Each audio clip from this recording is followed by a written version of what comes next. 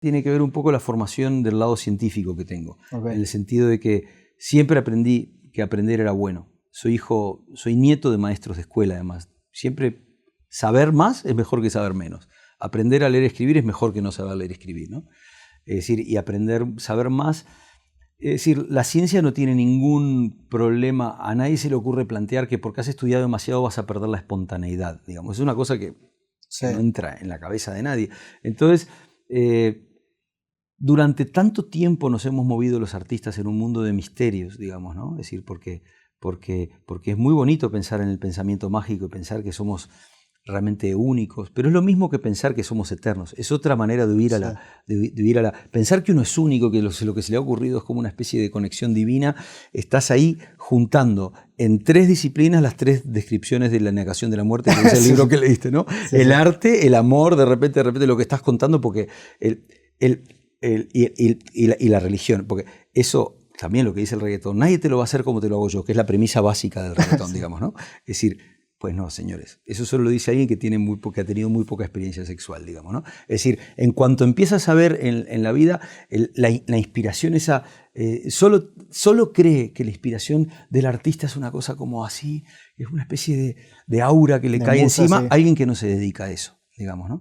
Es decir, porque en realidad nothing works. Como decía, ¿no? O sea, y hay que tener esa humildad de decir, lo intento y no me sale a veces, y a veces sí, y a veces no, y a veces sale una genialidad y a veces sale una porquería, y es como, y entonces cuando me empecé a dar cuenta de eso, empecé a decir, bueno, por las dudas voy a aprender, voy a estudiar, y luego a desestudiar, de ahí lo del cinturón blanco. Por eso es tan importante desaprender, tanto, pero aprender también es importante. Claro. Y no es lo mismo no saber nada que haber sabido y haber desaprendido. Es parecido, digamos, ¿no? A mí me gusta más aprender y desaprender. Estudié mucha teoría musical, mucho más que la parte literaria. Soy un autodidacta en lo literario, pero en lo musical sí. Estudié armonía, composición, guitarra clásica durante 10 años, con mucho, y luego tuve que desaprender todo eso, y toco la guitarra mucho peor que cuando estudiaba guitarra clásica, y a la vez mucho mejor, porque he aprendido a utilizarla como una herramienta de comunicación. Soy de vuelta un cinturón blanco, digamos, en la guitarra, ¿no? Porque fui un cinturón negro en una época, ¿no? Entonces tuve que desaprenderlo, eso. Por eso es tan importante lo de desaprender y lo de volver al cinturón blanco. Y con la décima me pasó lo mismo. Si te fijas, tengo muy pocas canciones en décimas. Tengo una y dos más que aparece una primera décima, porque para una mentalidad obsesiva como la mía, rigurosa y metódica, la periodicidad en la métrica de un verso es una droga poderosísima que intento evitar. Tengo, en el sentido de que me resulta muy fácil improvisar una décima aquí, pero produce unas soluciones esquemáticas que traen su propia musicalidad de antes y que para mí me deserotizan la canción. Es decir, hay una erótica de la canción también, no estoy hablando de sexo, sino del eros, digamos, ¿no? De buscarla sin saber lo que vas a encontrar, que se pierde con una versificación fija. Claro. La misma determinación que te decía recién de los esquemas de rima es buenísimo para algunas cosas llevo varios años intentando olvidarme de la décima, en el sentido y amándola a la vez, digamos, ¿no?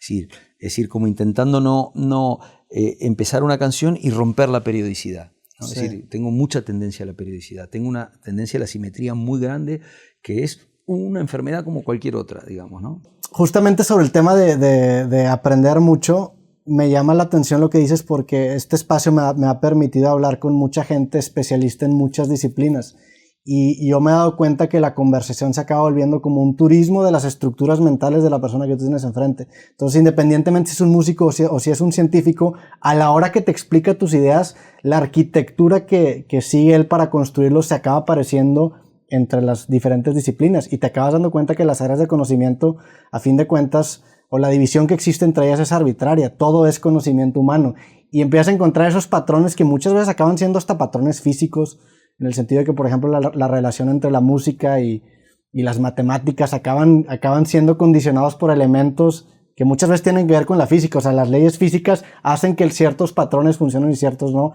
y el tener esta multidisciplinariedad si es que existe la palabra, te hace encontrar estos metapatrones, ¿no? Y perderme otros. Claro. Y te acabas encariñando al aprender a aprender, valga la redundancia. Y aprender a desaprender. Sí. Sí, y a desaprender también. Tengo un cariño enorme por el desaprendizaje también, además de por el aprendizaje. Son parte del mismo fenómeno, en el sentido de que en lo que no creo es en la consolidación, en el sentido, ni en la consagración. Hay una frase de Calvino que me encanta, que la repito mucho en las entrevistas, a lo mejor la viste en alguna, que es Italo Calvino en 6 lecciones para el próximo milenio. En la primera habla de la levedad y habla de la figura de la medusa, de la gorgona, y dice que la gorgona, algo parecido, a lo mejor lo deformé yo, pero la gorgona, lo arreglé un poco a lo que yo quería decir, pero la gorgona es la fama, la gorgona es la consagración. Quien mira a los ojos a la gorgona, con su cabeza de serpientes, se transforma en una estatua de sí mismo. Es decir, vale, te has consagrado. Ahora solo te miras el ombligo y ya, es decir, eres una deidad, eres muy parecido a ti mismo, de hecho a veces mejor que ti mismo por la imagen, pero estás muerto. Claro. Estás paralizado. Y yo no quiero eso para mí. Yo quiero que los procesos sigan vivos, que no quiero que se me vuelva rígido una estructura de pensamiento. Pero me quedé pensando una cosa que dijiste recién. Que dijiste que la arquitectura era común en la manera de los cerebros de manifestarte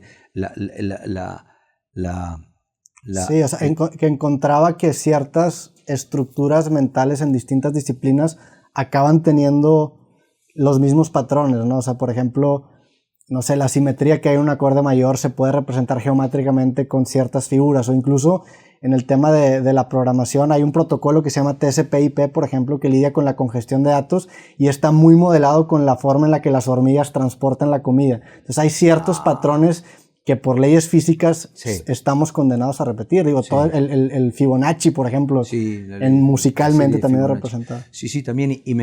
Y a mí todo eso me fascina. Hay un escritor que me llama John D. Barrow, que es un inglés que me gusta mucho, que tiene varios libros donde investiga la existencia de la naturaleza como forma de arte, ¿no? Que se llama, que es como que busca un patrón referencial en lo... Yo sinceramente creo, porque tengo una visión biológica de todo, creo sinceramente y lo pongo en una de las canciones, que el arte es el perfume de nuestra especie, ¿no?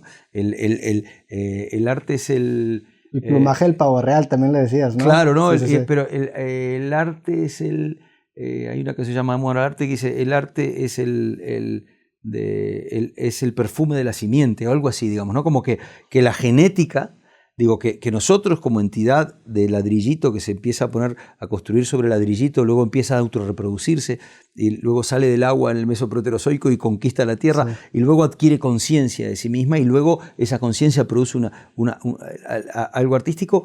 No hay en ningún momento una discontinuidad hasta la primera molécula orgánica, digamos, ¿no? O sea que de alguna manera eso deriva de unos átomos de carbono con nitrógeno que se han relacionado entre sí, y eso acaba en una canción. Es decir, creo sinceramente que hay una relación entre eso y que sobre esa cadena seguiré escribiendo porque me interesa mucho, pero en el sentido de que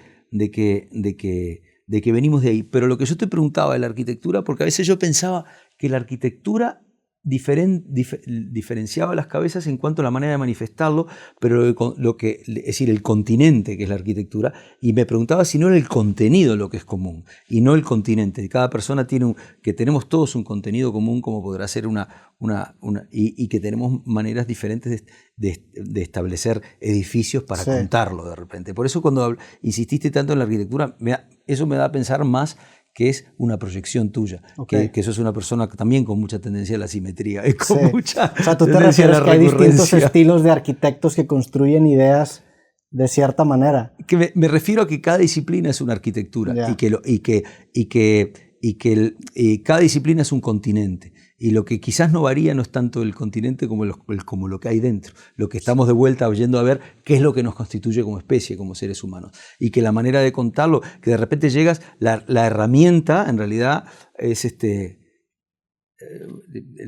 la manera en que lo presentas, ¿no? Es decir, el asombro, cómo traes a tierra el asombro ante el mundo, ¿no? Si eres científico, pues Sí. mediante el asombro ante y el estudio sistemático. Si eres músico, mediante como un volcado de una experiencia.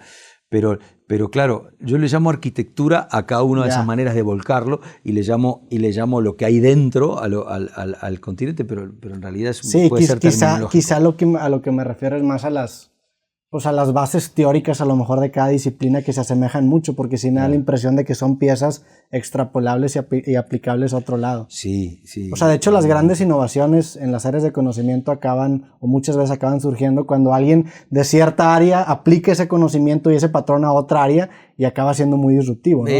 A mí no hay nada que me guste más que el lateral thinking, Sí. y que me guste menos, que volvemos de vuelta, que los presets que habías dicho, ¿no? Que las grids, que lo que ya está ya prehecho. O sea, el piloto automático es el principal enemigo, me parece, de la creatividad, igual que lo es de la vida. La vida es un equilibrio a través de una membrana donde intentas tener una concentración de iones, pero nunca la consigues de verdad, digamos, ¿no? Entonces, qué buena charla, che. No, para mí ha sido un gustazo platicar contigo. Entró Preser y debe estar flipando porque agarró. No te lo has perdido, la verdad es que el muchacho. No, yo aprendí muchísimo, muchísimas gracias Va a haber una segunda parte. Yo encantado. Wow, este es tremendo. Te he visto Wow. ahí así, digo, qué bueno. Wow, él me conoce y sabe que no duro ni 5 minutos si no me interesa lo que me están diciendo. No, pues muchísimas gracias.